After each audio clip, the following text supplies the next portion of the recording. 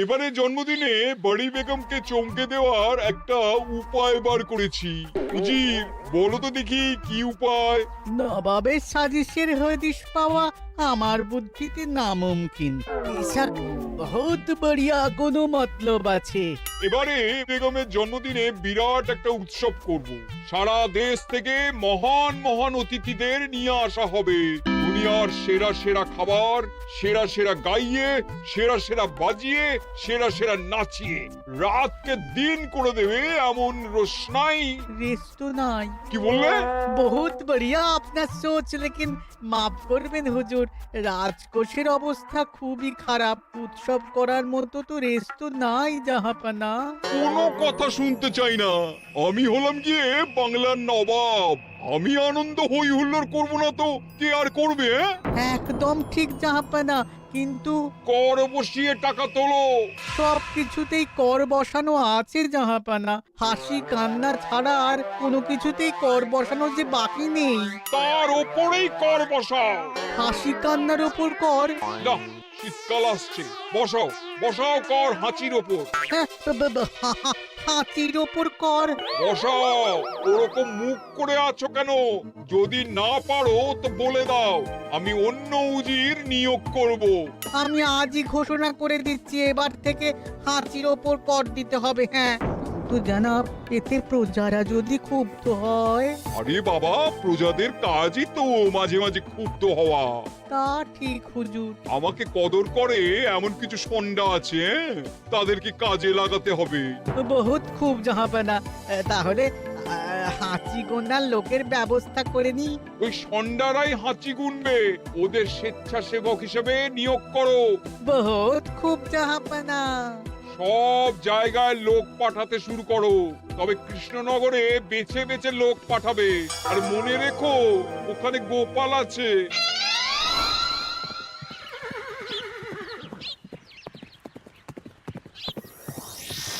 সব জায়গায় কর আদায়কারী পাঠিয়ে দেওয়া হয়েছে জাহাপানা। আপনার কথা মতো তাদের বলে দেওয়া হয়েছে যে আদায় হওয়া করের 10% তাদের বেতন হিসেবে দেওয়া হবে। সুতরাং কর আদায়ে কোনো ঢিলেমি হবে না। বহুত আচ্ছা, বহুত আচ্ছা।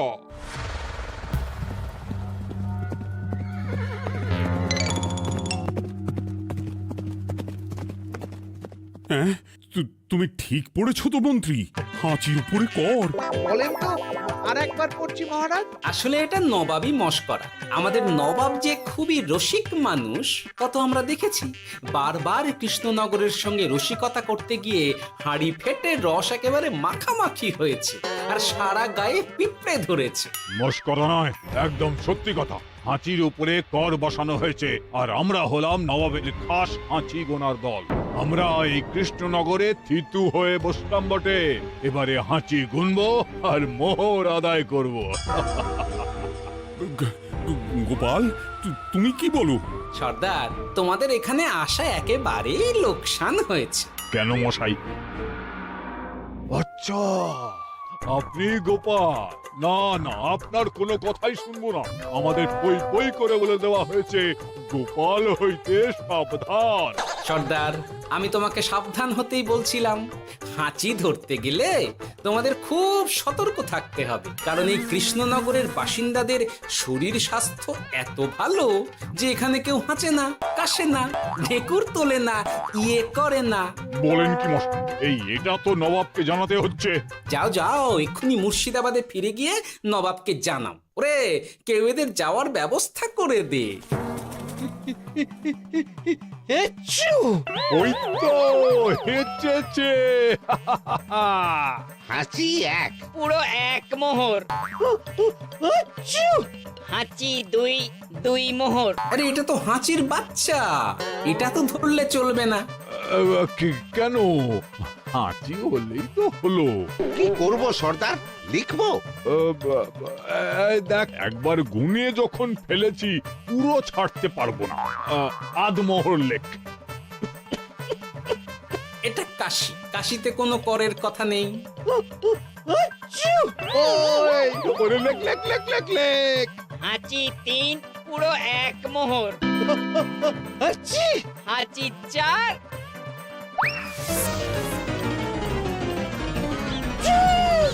হাঁচি 5, লেখো। হাঁচি 6,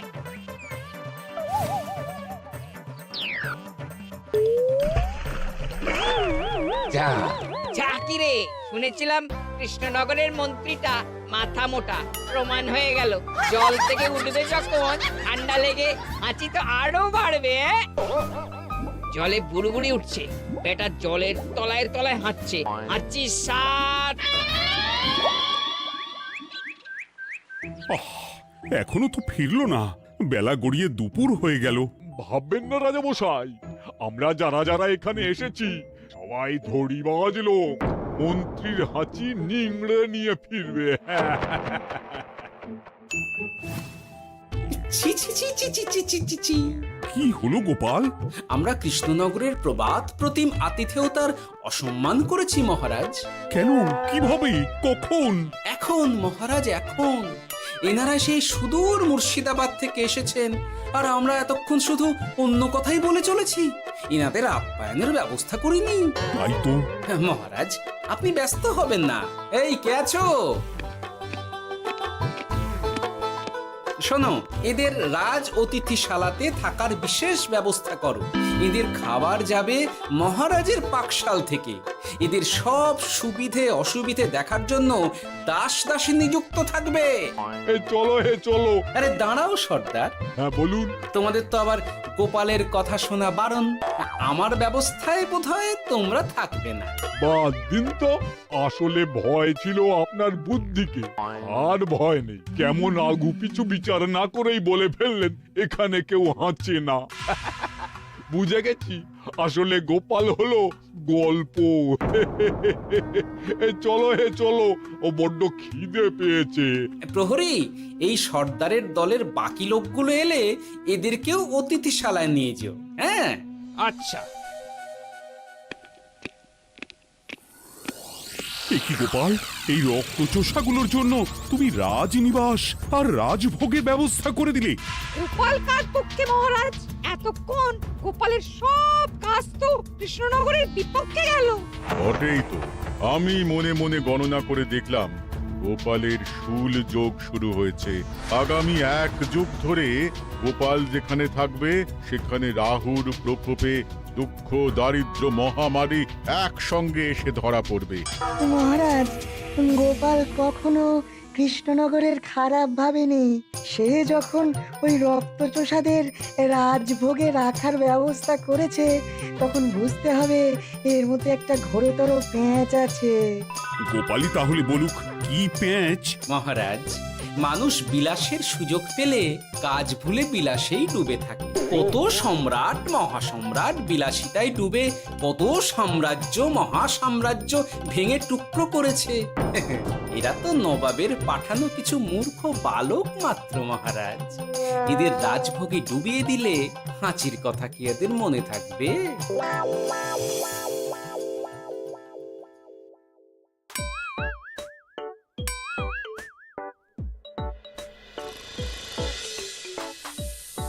কি ব্যবস্থাপনা সব ঠিক আছে তো? হ্যাঁ হ্যাঁ, খাসা ব্যবস্থা হয়েছে। আপনারা আমাদের অতিথি বলে কথা, আরাম করুন।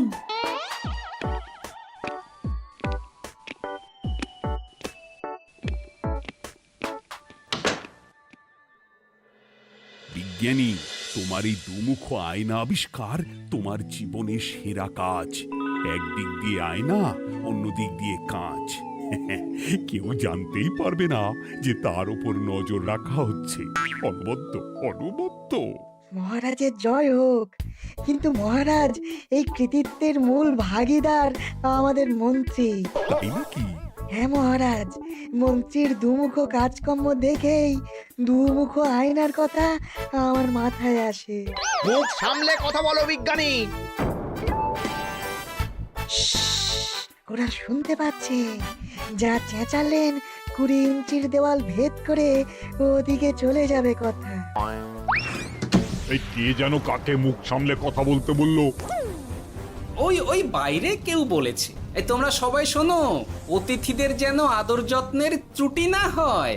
আমি আর যাই, কাল সকালে আসবো, কেমন? গোপালকে নিয়ে নবাব আর উজির যেমন ভয় দেখিয়ে দিয়েছিল, গোপাল কিন্তু সেরকম নয়। এই তোরা কি বলিস? না না না না না না, গোপাল একটু ওই হাবা গোবা আছে দাদা। দেখো দেখি কেমন বুক পেতে দিয়েছে, এবার ওদেরই বুকে বসে ওদেরই দাড়ি ওপরাবো। গোপালের জবাব নেই, ঠিক সামলে দিল। মহারাজ, এই প্যাঁচটা আমার মাথাতেই এসেছিল, কিন্তু ওই যে নাকে মাছি ঢুকে গিয়েই সব বরবাদ হয়ে গেল।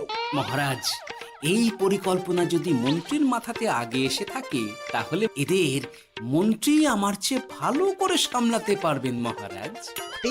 বটেই তো, এই দায়িত্ব আমি নিলাম মহারাজ।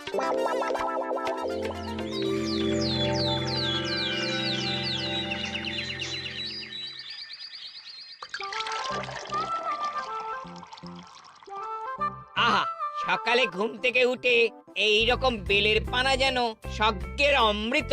আছে আছে, আরো আছে। পানীয়, খাদ্য, আরাম, আয়েশ, যত চাও তত পাবে। এ কি, আপনি গোপাল কোথায়? মহারাজ বিবেচনা করে দেখেছেন যে মহামান্য অতিথিদের পরিচর্যার ভার গোপালের মতো একজন ভাঁড়ের পক্ষে বহন করা সম্ভব নয়, তাই এই দায়িত্ব আমাকে দেওয়া হয়েছে। কিন্তু কোনো কিন্তু নেই সর্দার, আমি যে খানা পিনা নাচা গানা আমোদ আহ্লাদের ব্যবস্থা করেছি দেখে তুমি চমকে যাবে। দেখা নয় বিজ্ঞানী, এবার শুধু কাজের সময়। কাল মন্ত্রীর উপর ওদের ভার ছেড়ে দিয়ে কৃষ্ণনগরের যে সর্বনাশটি করেছো, কোনো কাজ করে আর সেটিকে সামলানো যাবে না। হ্যাঁ, আহা, তোমার দেখছি মন্ত্রীর উপরে একটুও আস্থা নেই। ঠিক কি প্যাচ করছো বলো তো? প্যাচের কথা পরে হবে, তোমাকে যত তাড়াতাড়ি সম্ভব হাঁচির ওষুধ আবিষ্কার করতে হবে। হাঁচির ওষুধ? হ্যাঁ, হাঁচির ওষুধ। ওভাবে দেখছো কি বন্ধু, তোমাদের কাজের সব দায়িত্ব এখন আমার কাঁধে। তোমরা আমোদ করবে আর আমি কর আদায় করে তোমার হাতে এনে তুলে দেব। সর্দার, এর মধ্যে একটা চাল আছে মনে হচ্ছে। কি আর আমি বুঝিনি। এখন কি করবে? বিশ্বাস করে আদায় উসুলের ভার এর উপরে ছেড়ে দেবে? পাগল নাকি? মন্ত্রী মশাই, বলো বন্ধু। বলছিলাম আর দেরিতে কাজ কি?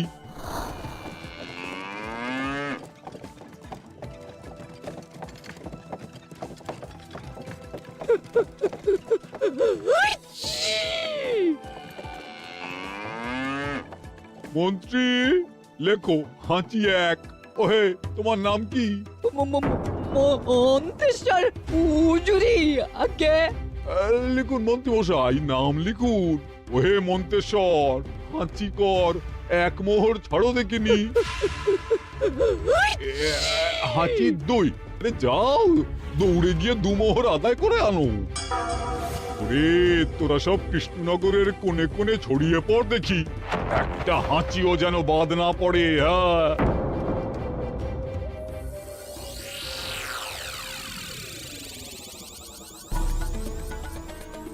এটা হুজুরে আলা বর্ধমান, খাম্বাস এবং কৃষ্ণনগর থেকে।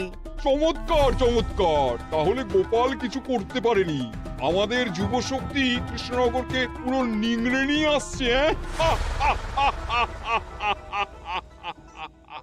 মহারাজ কৃষ্ণচন্দ্রের একটা আবেদন আছে জানাব।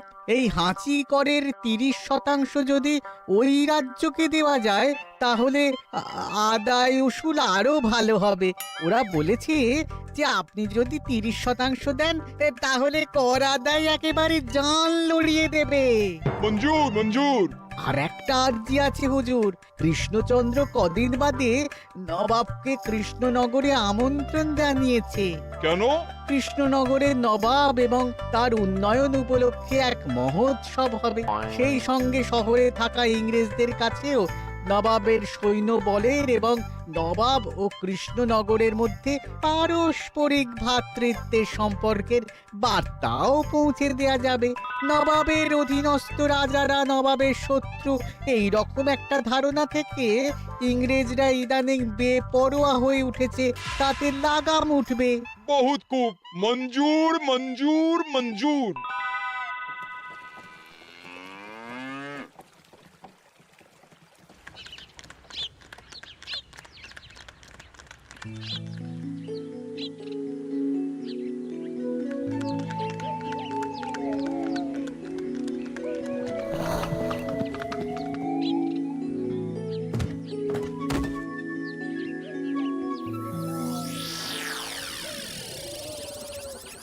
কি ব্যাপার গোপাল? জাহাপনা বলুন, কি খিদমত করব? আমি যা বলবো তাই করবে। অবশ্যই জাহাপনা। क्या बात উজির, তুমি সাক্ষী, মহারাজ কৃষ্ণচন্দ্র আপনিও সাক্ষী। গোপাল আমাকে কথা দিয়েছে আমি যা চাইবো তাই করবে। গোপাল, তুমি আমার সঙ্গে মুর্শিদাবাদ যাবে। এখন থেকে আমার দরবারের বিদূষক হিসেবে থাকবে, কেমন? ওরে ওরে ওরে ওরে ওরে তোরা বাজনা বাজা। এখন থেকে গোপাল আর কৃষ্ণনগরের নয়, গোপাল মুর্শিদাবাদের। চলছে বাজা।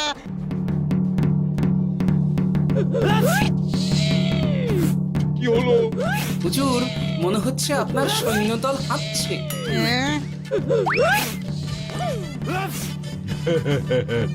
হুজুর, হাঁচিগড়ের বন্যা সব সৈন্য 10-12টা করে হেঁচে ফেলেছে। মানে প্রচুর মোহর হয়ে গেছে আর বাড়ছে বাড়ছে। আমার হাঁচি গোনার দল একটা হাঁচিও বাদ দেবে না। মোহর রাখার জন্য নতুন পোশাকখানা বানাতে হবে হুজুর।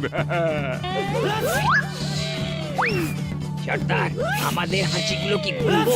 হ্যাঁ, নিশ্চয়ই। একটা হাঁচিও যেন বাদ না পড়ে। চলুন হুজুর, আমরা এখানে দাঁড়িয়ে থেকে আর কি করব? ওরা হাঁচুক আর হাঁচি গুনুক। চলুন নবাব বাহাদুর, আপনার জন্য কৃষ্ণনগরের রাজাতীর্থ অপেক্ষা করছে। হুজুর, আমার মনে হয় আমাদের কৃষ্ণনগরে এখন আর দেরি করা উচিত হবে না। আমরা সোজা শহরের দিকে রওনা হয়ে যাই। শহরের ইংরেজদের শিক্ষা দিয়ে ফেরার পথে আমরা কৃষ্ণনগরের আতিথ্য গ্রহণ করব। সে কি? মহারাজ, নবাবের মতো কর্তব্যপরায়ণ ইনসানকে তার কর্তব্য পালনে বাধা দেবেন না। আমরা ওনার শহর থেকে ফেরার অপেক্ষায় থাকব। ঠিক ঠিক, আমার এক্ষুনি শহরে যাওয়ার দরকার। ইংরেজরা সব নিয়ম কানুন ভেঙে চুরে যা ইচ্ছে তাই করতে আরম্ভ করেছে। উচিত সৈন্যদের ডাক দাও, চলো রওনা হই। কিন্তু জাহাপনা, আপনার সৈন্যদের থেকে পাওনা মোহরগুলো এতক্ষণে যা হেঁচেছে, লাখখানেক মোহর তো হয়েই গেছে। ওটা আমরা নিজেদের মধ্যে বুঝে নেব। কিন্তু ওই করের 30% যে কৃষ্ণনগরের পাওনা। পেয়ে যাবে। শহর থেকে ফিরি। আরেকটা কথা, হাঁচিকর ব্যবস্থা এখন থেকে উঠে গেল।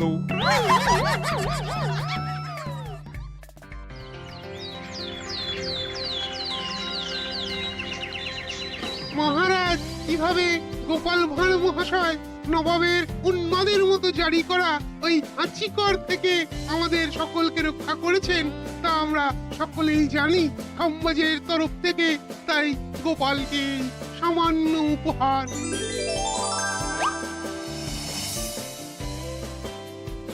ওহ গোপাল, সত্যি তোমার জবাব নেই। কিছুই হতো না যদি না বিজ্ঞানী ওই হাঁচি চূর্ণ আবিষ্কার করত। এই উপহারের অর্ধেক কিন্তু বিজ্ঞানী।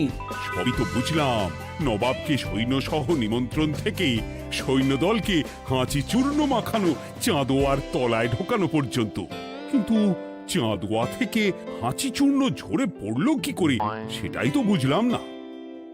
এটা তুমি বলো বিজ্ঞানী। শব্দে বাতাসে কম্পন তৈরি হয়। গোপালের হাততালিতে আমার ঘরের শাড়ি থেকে হাঁচির জন্য ঝরে পড়েছিল। এখানে চাঁদোয়া থেকে ঝরে পড়েছিল বাজনার শব্দে। কি ব্যাপার বিজ্ঞানী, তুমি এখন ছেলে খেলা করছো? হাঁচির ওষুধ হয়ে গেছে। হয়ে গেছে? মূল উপাদান তামাক, গোলমরিচ আর আলকুশির গুঁড়ো। কাজ হবে? হাততালি দাও। কাজ হলো। ব্যাপারটা কি হলো? ওই শাড়িটাতে হাঁচি চূর্ণ মাখানো আছে, তোমার হাততালির শব্দের কম্পনে ঝরে ঝরে পড়েছে। একবার নাকের কাছে এলে পিঁপড়ে থেকে পিশাচ হাঁচতেই হবে, হাঁচতে হবেই হবে। নবাব যদি বাজনা বাজাতে না বলতো। আমাদের বাজনদাররা তৈরি ছিল মহারাজ। যাক, সবই ভালোই ভালোই মিটে গেল। যার শেষ ভালো তার সব ভালো। ব্যাস, এখন শুধু একটাই কাজ বাকি। নবাবের কাছ থেকে করের 30% বাবদ পাওনা মোহর মুর্শিদাবাদে গিয়ে নবাবের কাছ থেকে তুমি নিয়ে আসবে। আচ্ছা মহারাজ।